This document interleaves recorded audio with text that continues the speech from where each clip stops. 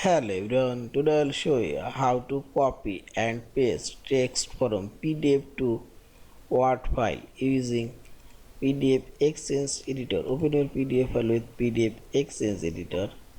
Now click on this home option and here you will find this select text option. Click here. Now drag your mouse cursor and select your text you want to copy.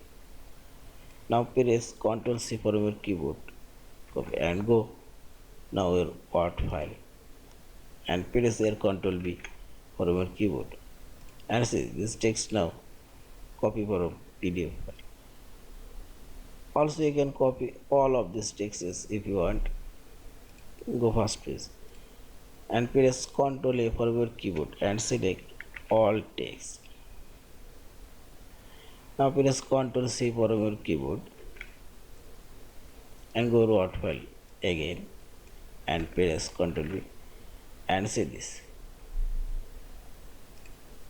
All of this text now copy. Yeah, this is. Thank you for watching. Please subscribe, like, share and comment.